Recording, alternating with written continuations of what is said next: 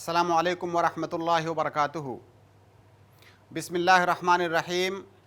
الحمدللہ رب العالمین والصلاة والسلام علی نبینا محمد وعلی آلہ وصحبہ اجمعین، اما بعد۔ رب اشرح لی صدری ویسر لی امری واحلل عقدۃ من لسانی یفقہوا قولی۔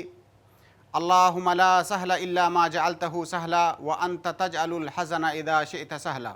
محترم ناظرین کرام، آپ کا استقبال ہے اصول فقہ کے متعلق دروس کے اس سلسلے میں، جس کا عنوان ہے آئیے اصول فقہ سیکھیں۔ محترم سامعین کرام، ہم نے اصول فقہ کے 4 مباحث میں سے پہلے مبحث کے سلسلے میں گفتگو کا آغاز کیا ہے، اور وہ پہلا مبحث ہے الاحکام الشرعیہ۔ جیسا کہ پہلے بھی میں ذکر کر چکا ہوں کہ اصول فقہ کے 4 مباحث ہیں، ان میں سے پہلا مبحث ہے الاحکام الشرعیہ۔ اس سے پہلے کے درس میں ہم نے الاحکام الشرعیہ کی تعریف ذکر کی۔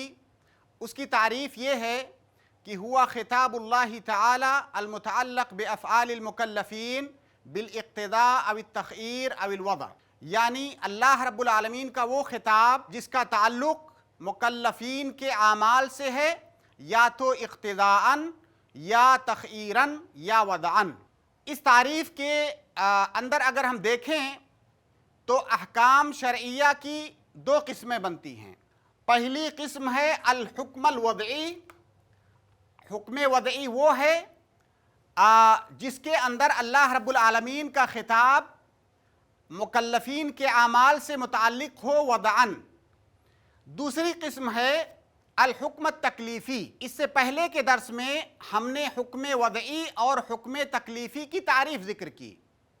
حکم تکلیفی کی تعریف یہ ہے کہ ہوا خطاب اللہ تعالی المتعلق باعمال المکلفین بالاقتداء او التخییر، کہ اللہ رب العالمین کا وہ خطاب جس کا تعلق مکلفین کے اعمال سے ہو، یا تو اقتداءً یا تخییراً۔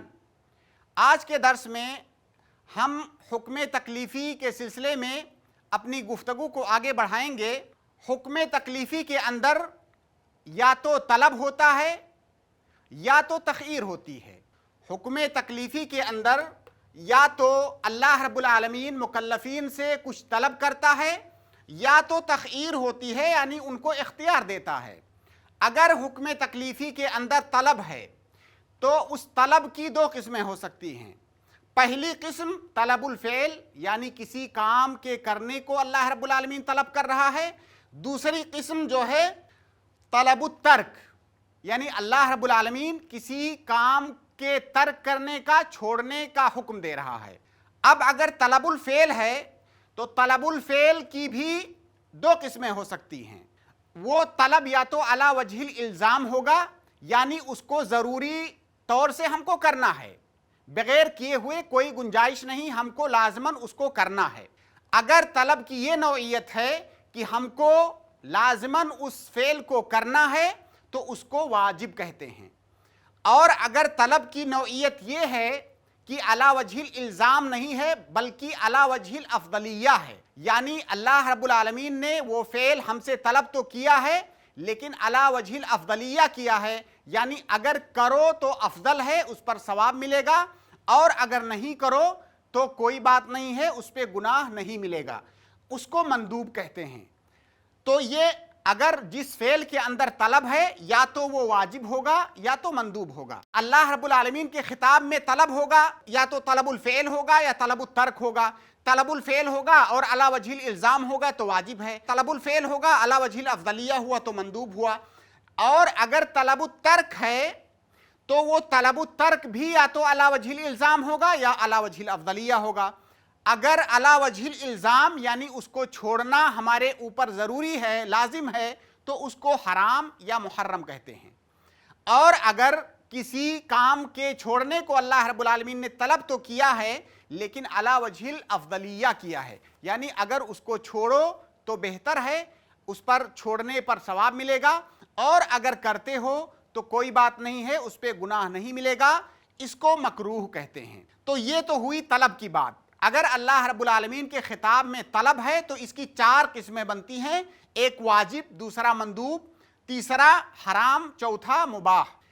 اور اگر اللہ رب العالمین کے خطاب کے اندر طلب نہیں ہے بلکہ اس کے اندر تخییر ہے، اللہ رب العالمین نے بندوں کو اختیار دیا ہے اگر کہ فلاں کام اگر چاہو تو کرو، چاہو تو نہ کرو، کرنا اور نہ کرنا دونوں برابر ہے، تو اس کو ہم مباح کہتے ہیں، اصولیوں کی اصطلاح میں اس کو مباح کہتے ہیں۔ اس طرح سے حکم تکلیفی کی 5 قسمیں بنتی ہیں۔ پہلی قسم واجب، دوسری قسم مندوب، تیسری قسم حرام، اور چوتھی قسم مکروہ، پانچویں قسم ہے مباح۔ گویا کہ احکام تکلیفیہ کی 5 قسمیں ہوئیں۔ اب ہم اس کے بعد ان 5 اقسام کے بارے میں سلسلہ وار گفتگو کریں گے، اور جہاں پر ضرورت ہوئی تھوڑی تفصیل کریں گے، ورنہ ہماری کوشش یہ ہوگی کہ ہم ان تمام اقسام کے بارے میں مختصر طور سے گفتگو کریں اور کوئی ضروری مسئلہ یا کوئی ضروری بات بھی ہم سے نہ چھوٹنے پائے۔ تو ہم اپنی گفتگو کا آغاز کرتے ہیں احکام تکلیفیہ کے جو اقسام ہیں ان میں سے پہلی قسم کے سلسلے میں۔ پہلی قسم جو احکام تکلیفیہ کی ہے وہ ہے واجب۔ تو سب سے پہلے ہم واجب کی تعریف سمجھتے ہیں۔ واجب کی تعریف کیا ہے؟ جیسا کہ عادت کے مطابق اصولیوں کی بھی اور ہماری بھی، ہم کسی بھی اصطلاح کی سب سے پہلے لغوی تعریف کرتے ہیں، اس کے بعد اس کی اصطلاحی یا شرعی تعریف کرتے ہیں۔ واجب کی لغوی تعریف، واجب لغت میں ساقط کے معنی میں آتا ہے اور لازم کے معنی میں۔ ساقط یعنی گرنے والی چیز، اور لازم کے معنی میں آتا ہے یعنی ضروری چیز۔ ساقط کے معنی میں قرآن کریم کے اندر واجب کا لفظ استعمال ہوا ہے۔ اللہ رب العالمین ارشاد فرماتا ہے، اعوذ باللہ من الشیطان الرجیم، فاذکروا اللہ علیہا صوافا فاذا وجبت جنوبها فکلوا منها واطعموا القانع والمعتر۔ اللہ رب العالمین نے اونٹ کو نہر کرنے کے باب میں ذکر کیا ہے کہ فاذا وجبت جنوبها، یعنی نہر کرنے کے بعد جب وہ گر جائے اس کے بعد پھر اس کو کھاؤ اور کھلاؤ، وہ دوسرے مسائل اللہ رب العالمین نے اس کے احکام کو ذکر کیا ہے۔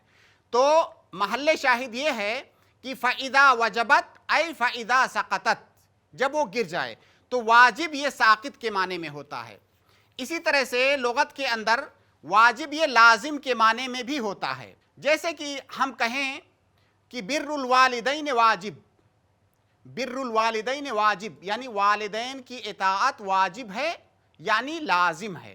تو واجب یہ لغت کے اندر لازم کے معنی میں بھی آتا ہے۔ یہ واجب کا لغوی معنی ہوا۔ واجب کی اصطلاحی تعریف پر آتے ہیں۔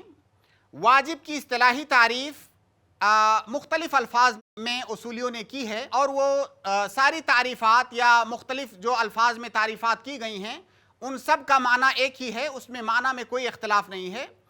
ایک تعریف جو کی گئی ہے کہ ما طلب الشارع فعلہ علی وجہ الالزام، واجب وہ ہے جس کے کرنے کو شریعت نے الزامی طور پر، لازمی طور پر طلب کیا ہو ہم سے۔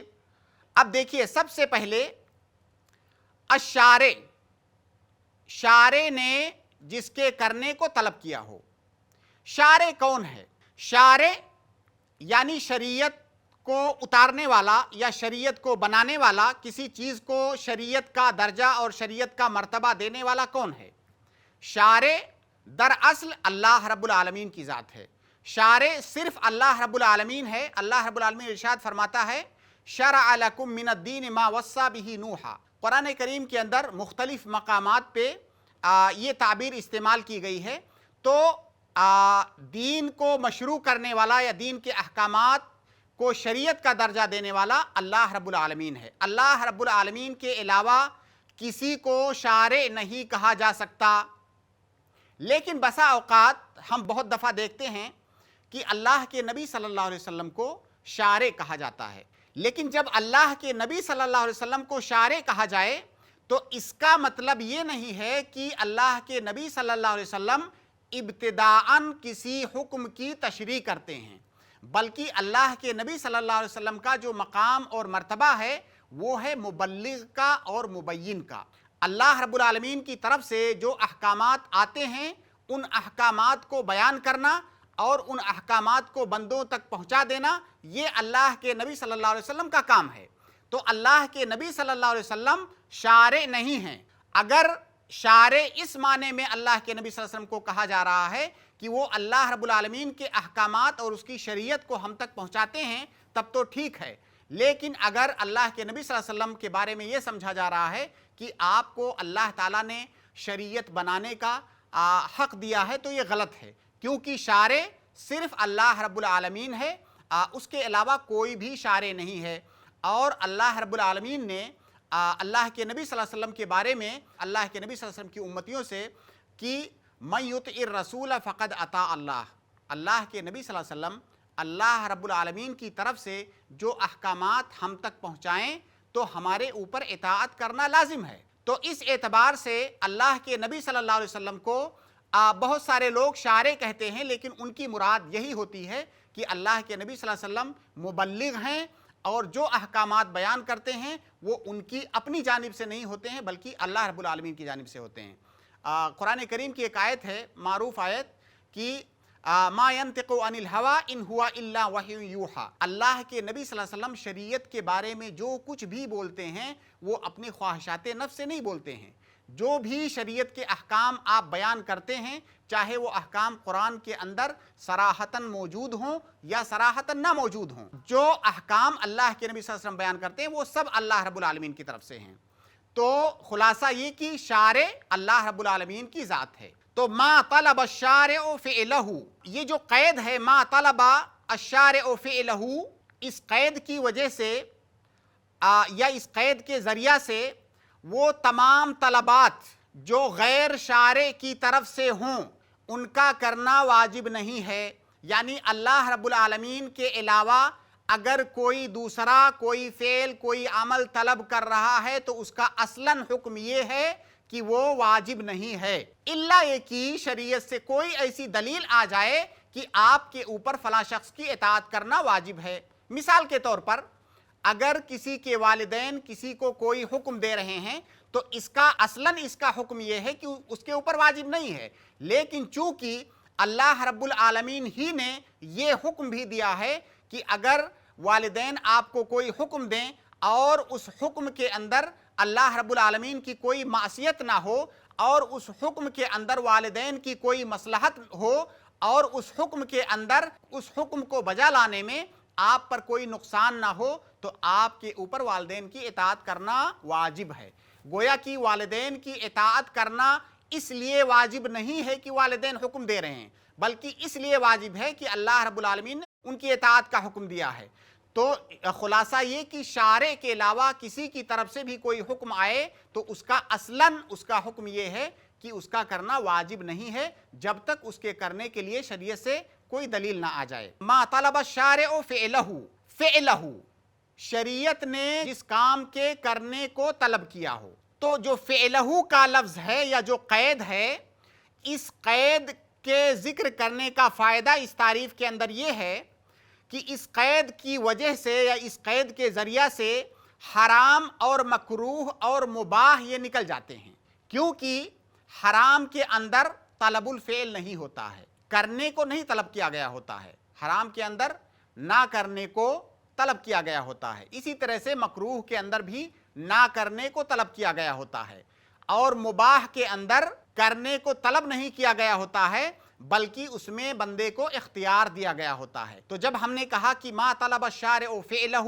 تو فعلہ کے ذریعہ سے محرم مکروہ اور مباح یہ اپنے آپ باہر ہو گئے۔ آگے جو ہے کہ علی وجہ الالزام، ما طلب الشارع فعلہ علی وجہ الالزام، جس کو شارع نے جس کے کرنے کو الزامی طور سے طلب کیا ہو۔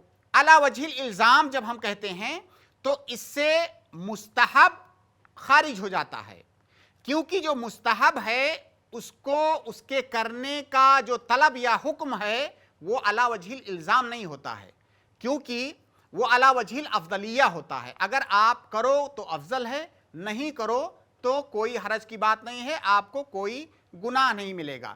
تو جو مستحب کے اندر طلب ہوتا ہے وہ علی وجہ الالزام نہیں ہوتا ہے بلکہ علی وجہ الافضلیہ ہوتا ہے۔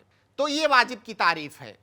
واجب کی تعریف ایک بار ہم پھر دہراتے ہیں، واجب وہ ہے جس کے کرنے کو شریعت نے अला वजहिल इल्ज़ाम हमसे तलब किया हो, हर वो काम जिसके करने को शरीयत ने तलब किया हो और कहा हो कि इसका करना ज़रूरी है, बग़ैर किए कोई चारा नहीं है, अगर करोगे तो सवाब मिलेगा, नहीं करोगे तो गुनाह मिलेगा, उसको वाजिब कहते हैं। अब वाजिब का लफ्ज़ कहीं भी आए शरई उलूम को पढ़ते हुए तो हमारे जहन में फ़ौरन ये बात आनी चाहिए कि गोया कि जिस काम को वाजिब कहा जा रहा है उस काम को शरीयत ने इस तरह से तलब किया है कि छोड़ने के लिए कोई रास्ता नहीं है, उसको हमें करना ही है, उसको वाजिब कहते हैं। वाजिब की तारीफ़ बहुत सारी उसूली किताबों में आपको ये मिलेगी। बाज़ लोग कहते हैं कि हुआ मा युसाबु फ़ाइलुहु व युआक़बु तारिकुहु, बहुत सारी किताबों के अंदर ये तारीफ़ ज़िक्र की गई है। इसका मतलब ये है कि हुआ मा युसाबु फ़ाइलुहु व युआक़बु तारिकुहु, वाजिब वो है जिसके करने वाले को सवाब मिले और ना करने वाले को यानी छोड़ने वाले को गुनाह मिले। वाजिब वो है जिसके करने वाले को सवाब मिले और ना करने वाले को, छोड़ने वाले को इक़ाब मिले, गुनाह मिले। ठीक है, ये वाजिब की बाज़ लोगों ने तारीफ़ की है, लेकिन इस तारीफ़ पर कई एतराज़ात किए गए हैं। दो तीन एतराज़ का यहाँ पर मैं ज़िक्र करता हूँ। पहला एतराज़ इस तारीफ़ पर ये आता है कि ये तारीफ़ मिन हैसुल हुक्म व समरा है। देखिए, किसी चीज़ पर हम हुक्म कब लगाते हैं? किसी चीज़ पर हम हुक्म उस वक्त लगाते हैं जब पहले उस चीज़ का तसव्वुर हमारे जहन में आ जाए। तो वाजिब की तारीफ़ करते हुए हमको वो चीज़ें बयान करनी चाहिए जो उसके तसव्वुर से मुताल्लिक हो, ना कि उसके हुक्म से मुताल्लिक। अभी हमने उसका तसव्वुर हमारे पास आया ही नहीं, हम उस पर हुक्म कैसे लगा सकते हैं? जब ये कहा गया कि मा युसाबु फ़ाइलुहु व युआक़बु तारिकुहु, तो हम उस पर हुक्म लगा रहे हैं कि अगर इसको करेगा तो सवाब है, नहीं करेगा तो गुनाह है, तो हम उस पर हुक्म लगा रहे हैं। इसी तरह से इसके अंदर समरा बताया गया है कि वाजिब के करने का समरा ये है कि सवाब मिलेगा, ना करने का समरा ये है कि गुनाह मिलेगा। तो ये तारीफ़ मिन हैसुल हुक्म व समरा है। और उसूलियों के यहाँ नज़दीक यानी उसूली एतबार से अत-तारीफ़ मिन हैसुल हुक्म व समरा ये ठीक नहीं है, और इस पर जो है मुलाहज़ा लगाया जाता है कि ये तारीफ़ सही नहीं है। किसी चीज़ की तारीफ़ करने का तरीका ये है कि उस चीज़ की माहियत बताई जाए, उस चीज़ का तसव्वुर पेश किया जाए, ना कि उस पर हुक्म लगाया जाए, क्योंकि हुक्म लगाना अल हुक्मु अला शैइ फ़रउन अन तसव्वुरिही, पहले उसका तसव्वुर पेश करें, उसकी तस्वीर, उसके बाद उस पर हुक्म लगाएं। तो ये पहला मुलाहज़ा या पहला एतराज़ किया जाता है इस तारीफ़ पर।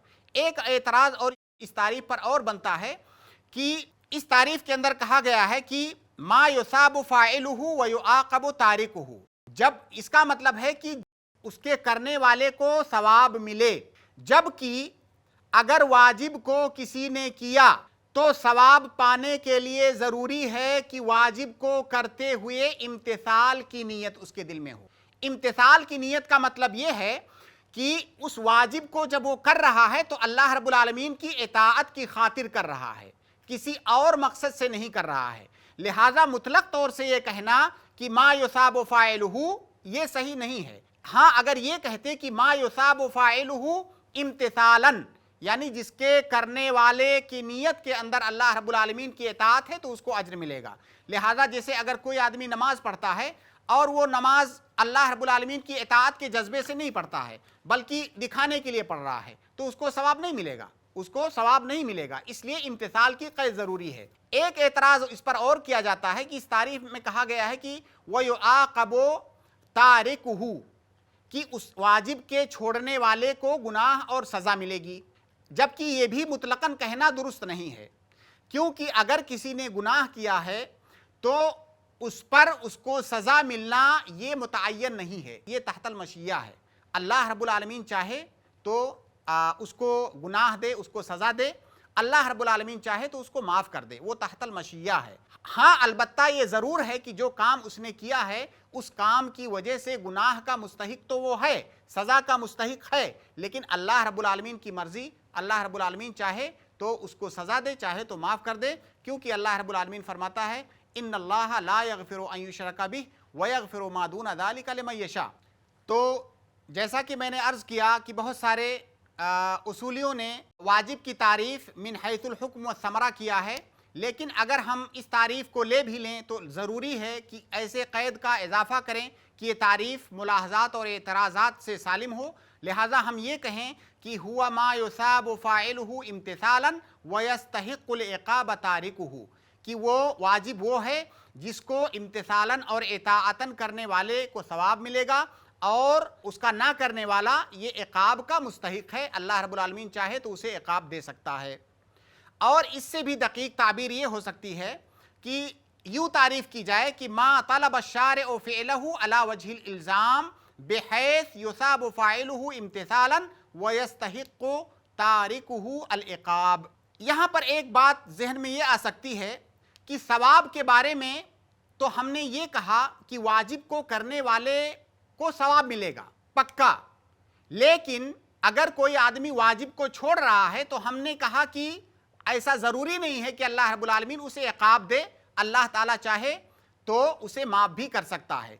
तो जब वाजिब के बारे में हमने यकीनी तौर से कहा कि उसे सवाब मिलेगा, तो हम वाजिब को छोड़ने वाले के बारे में ये कैसे कह रहे हैं कि उसको या तो अल्लाह रब्बुल आलमीन चाहे तो इक़ाब दे, चाहे तो माफ़ कर दे। ऐसा हम इसलिए कह रहे हैं क्योंकि सवाब के सिलसिले में अल्लाह रब्बुल आलमीन का वादा है कि मन जाअ बिल हसनति फलहु अशरु अमसालिहा, कि अगर कोई आदमी नेकी करता है तो उसे 10 गुना अल्लाह रब्बुल आलमीन उसका बदला देगा। लेकिन सज़ा के बारे में और इक़ाब के बारे में अल्लाह ताला ने कहा कि इन्नल्लाह ला यग़फ़िरु अन युश्रका बिही व यग़फ़िरु मा दून ज़ालिका लिमन यशा। शिर्क से अगर कमतर गुनाह है, शिर्क के अलावा दूसरे गुनाह हैं, अल्लाह रब्बुल आलमीन उन गुनाहों को चाहे तो माफ़ कर सकता है। लिहाजा गुनाहों के बारे में ये अल्लाह रब्बुल आलमीन का फरमान है कि अल्लाह रब्बुल आलमीन की मशीयत के तहत है, चाहे तो माफ़ कर सकता है। जबकि सवाब के बारे में अल्लाह रब्बुल आलमीन ने जज़्म के साथ कहा कि अल्लाह रब्बुल आलमीन उसका सवाब देगा, बल्कि 10 गुना देगा। सामिन कराम, आज का दर्स हम यहीं पर ख़त्म करते हैं। इंशाअल्लाह वाजिब के मसाइल के सिलसिले में हमारी गुफ्तगू जारी रहेगी। अल्लाह रब्बुल आलमीन से हम दुआ करते हैं कि अल्लाह रब्बुल आलमीन जो कुछ हम यहाँ पेश कर रहे हैं इससे हमें और हमारे सामीन को अल्लाह रब्बुल आलमीन मुस्तफ़ीद फरमाए और इस पर अमल करने की तौफ़ीक बख्शे। व आखिरु दावाना अनिल हम्दुलिल्लाहि रब्बिल आलमीन। वस्सलामु अलैकुम व रहमतुल्लाहि व बरकातुहू। दुनिया में अमन को आम करने की इस कोशिश में हमारा साथ दें। i+ TV को डोनेट करने के लिए अभी कॉल करें 9588888826 पर। ऐसे ही और वीडियोस बनाने में हमारी मदद करें